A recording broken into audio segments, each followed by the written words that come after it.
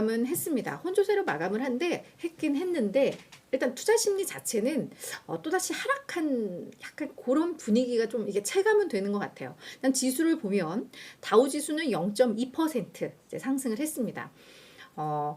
애플이 많이 빠지긴 했는데 그래도 인텔이 지금 3거래일 연속 오르고 있어요. 그래서 인텔이 좀 오르고 뭐 존슨앤존스나 유나이티드 헬스, 암젠 같이 이렇게 약간 헬스, 바이오, 제약 이쪽 섹터에 포함된 기업들이 좀 상승을 하면서 그나마 다우 지수는 그래도 좀 버텼다라고 볼 수 있을 것 같습니다.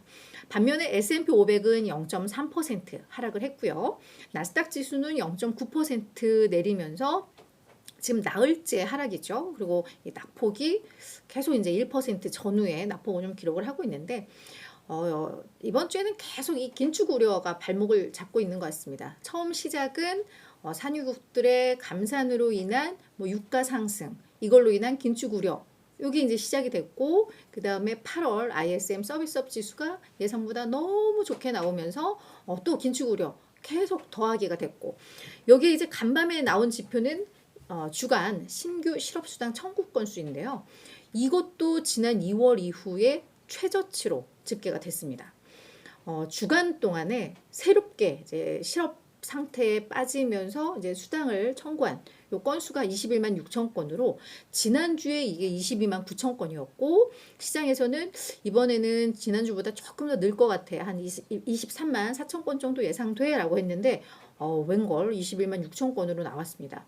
노동시장이 여전히 너무 강하고 타이트하다는 거죠. 그러니까 지금 계속 긴축에 대한 우려가 있는 가운데 뭐가 계속 이렇게 더해지는 뭐 그런 느낌입니다. 그러면서 일단 투자 심리는 조금 위축됐다.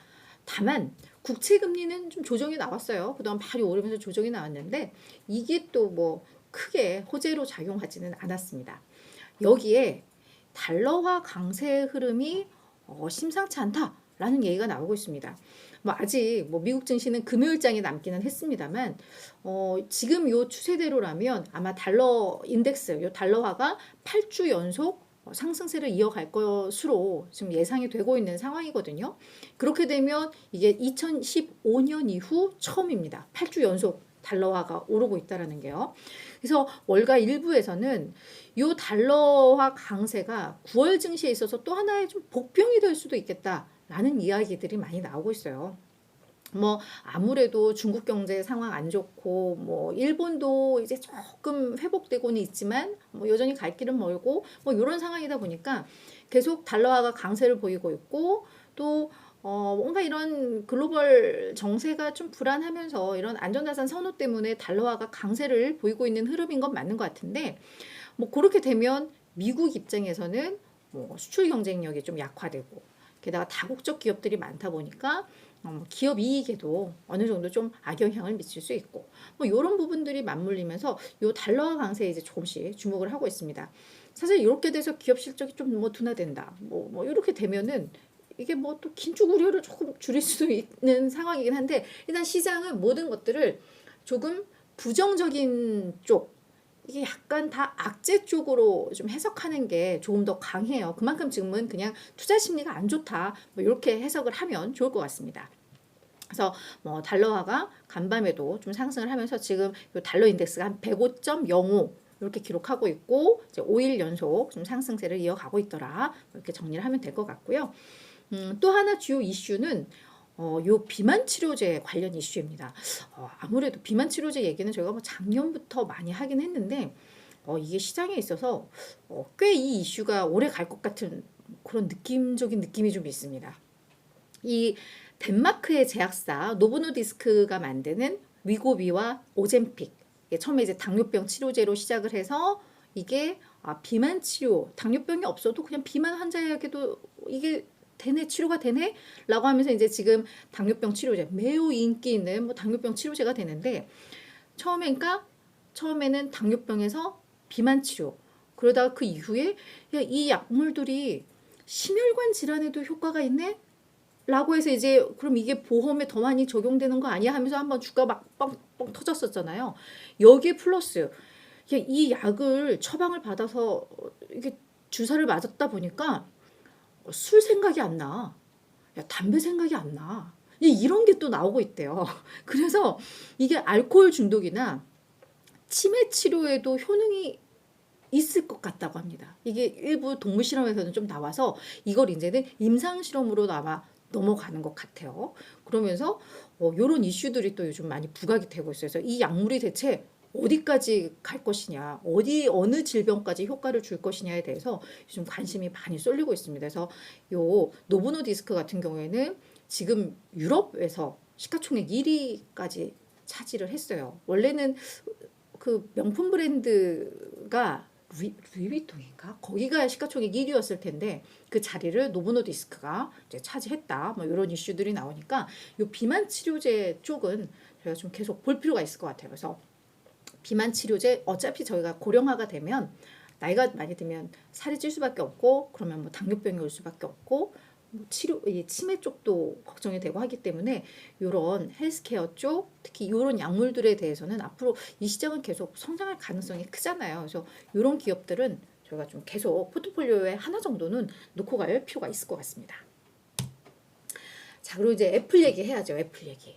애플 지금 이제 중국이 공무원들은 직장 안에서 이거 아이폰 쓰지 마라고 했다고 어제 이제 월스트리트저널에서 보도한 거 나왔었는데 블룸버그에서도 관련해서 이제 좀 늦었으니까 본인들도 이제 후속 보도를 또 했는데 지금은 공무원들이 대상인데 이게 이제 점점점 뭐 정부의 지원을 받는 기업, 일반 공공기업 이렇게 확산이 될 것이고 이게 그냥 전반적으로 그냥 일반 소비자들한테도 정부가 공무원들한테 못 쓰게 한다는 거는 우리도 쓰면 안 되는 거 아니야? 약간 이렇게 인식이 퍼질 수 있다라는 게 또 우려가 나왔습니다. 애플에서는 관련해서는 계속 커멘트를 좀 신중하게 좀 하지 않고 있는 뭐 그런 상황이기는 한데 이 이슈가 생각보다 좀 큰 것 같아요. 이게 어디까지 커질지 좀 모르는 상황인데 그래서 댄 나일스 요 분도 월가에서 꽤 이름 좀 알린 그런 투자자입니다. 그래서 특히 헤지펀드, 요 사토리 펀드를 창립한 요 사람으로도 매우 잘 알려져 있고 이분이 직접적으로 이렇게 투자를 하면서 돈을 또 상당 부분 재산을 모은 분으로 그러니까 직접 스스로 매매를 해서 그래서 너무나 유명한 분인데 이분이 우리 애플 8월 18일부터 계속 샀었는데 우리 보유 중인 거 대부분 팔았고 플러스 우리 공매도 또 시작했어라고 이야기를 했습니다. 그러면서 애플이 어제도 3%대 거의 4% 가까운 하락을 했다가 오늘도 2.9% 추가 하락을 했는데요. 그래서 우리가 이 단일 주식 중에서는 애플에 대한 공매도가 이제 최대 규모다, 가장 많다라고 언급은 했습니다. 그래서 애플에 대해서 비관론으로 바뀐 이유 이제 하나하나 설명을 조목조목 설명을 했는데요. 일단 중국에서의 아이폰 규제 관련 이 불확실성이 너무 크다. 이거는 애플의 미래 전망에 대해서도 우려를 낳는 대목이다라고 하면서 이제 가장 큰 이유로 그걸 들었고요. 두 번째, 중국의 화웨이가 부활하기 시작했다. 그렇잖아도 지금 중국에서 아이폰 규제를 하고 있는데 자꾸 이 화웨이가 꿈틀꿈틀 살아나.